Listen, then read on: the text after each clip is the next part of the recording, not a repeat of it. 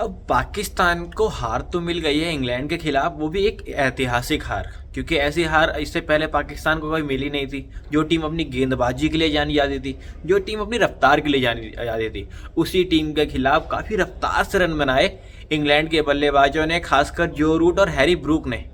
अब देखना ये होगा कि क्या बाबर आजम को ड्रॉप किया जाता है, क्योंकि जो सोर्सेस के हवालों से खबरें आई हैं हमारे पास, वहाँ पर तो क्लियरली ये बताया गया है कि बाबर आजम ड्रॉप होने वाले हैं।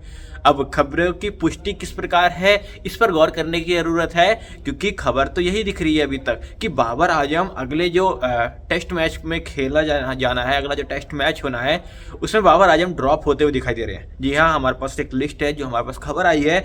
इसमें बताया गया है कि हार के बाद, जब वहाँ पर इंग्लैंड से हारी टीम, उसके कुछ समय बाद ही लाहौर में एक मीटिंग बुलाई गई, जहां पर घंटों तक वहां पर मीटिंग चलती रही। उसके बाद मीटिंग का कुछ निष्कर्ष निकला नहीं, इस मीटिंग को टाल दिया गया और उसके बाद शनिवार को दूसरी मीटिंग हुई। इस मीटिंग में आपको बता दें कि अध्यक्ष मोहसिन नकवी भी थे और जो नए 5 सलाहकार नियुक्त किए गए थे वो 5 सलाहकार भी थे। यानी कि जब शुक्रवार को मीटिंग से कुछ निष्कर्ष नहीं निकल पाई टीम, तो शनिवार को दोबारा मीटिंग हुई, जहां पर उनके क्रिकेट के अध्यक्ष मोहसिन नकवी भी और साथ में जो नए 5 सलाहकार हैं वो 5 सलाहकार भी यहाँ पर मौजूद थे। लेकिन देखा गया कि जब हार के बाद जब टीम वहां पर पहुंची प्रेस कॉन्फ्रेंस के लिए, वहां पर जब बाबर आजम को लेकर काफी सवाल उठ रहे थे, तो वहां पर शान मसूद ने बाबर आजम को बैक किया, उनके समर्थन में आया और बोला कि बाबर आजम पाकिस्तान क्रिकेट के सबसे सर्वश्रेष्ठ खिलाड़ी है।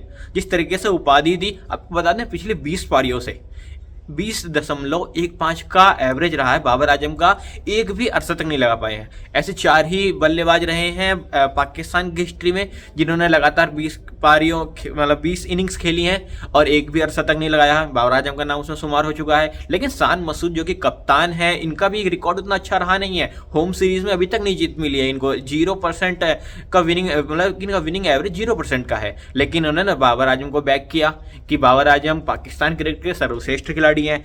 और सिर्फ शान मसूद ने नहीं, यहाँ पर कोच साहब यानी कि गैलेस्पी, जैसन गैलेस्पी भी यहाँ पर मौजूद थे, जो कि बाबर आजम का समर्थन कर रहे थे। लेकिन जब मीटिंग हुई यहाँ पर शनिवार को, जहाँ पर मोहसिन नकवी मौजूद थे, उस मीटिंग में न ही कोच थे और ना ही कैप्टन, यानी कि ना ही मौजूद थे वहाँ पर शान मसूद, ना ही मौजूद थे जैसन गैलेस्पी। इनके बिना ही मीटिंग हुई। यानी कि जिस तरह से हम समझ सकते हैं कि इंटरनल पॉलिटिक्स जो चलती है पाकिस्तान के मैनेजमेंट के अंदर, जहाँ पर एक टीम मैनेजमेंट को लेकर मीटिंग करी जाती है, लेकिन वहाँ पर ना कप्तान रहते हैं ना ही कोच, और मीटिंग में डिसाइड ये किया जाता है कि हमें इस खिलाड़ी को ड्रॉप करना है या फिर इस खिलाड़ी को मौका देना है। ये काफ़ी समझ से परे है, पाकिस्तान का क्रिकेट बोर्ड इसको समझ सकता है। लेकिन इसी के साथ साथ आपको बताएं, सिर्फ बाबर आजम नहीं, अबरार अहमद भी खेलते हुए नहीं दिखेंगे, क्योंकि अभी तक इसकी हालांकि पुष्टि नहीं है, क्योंकि अबरार अहमद पिछले मैच में हॉस्पिटलाइज थे। मीम तो ये तक वायरल हो रहे थे कि इंग्लैंड के बैट्समैन ने इतना मारा पाकिस्तान गेंदबाजों को कि अबरार को हॉस्पिटलाइज करवाना पड़ा।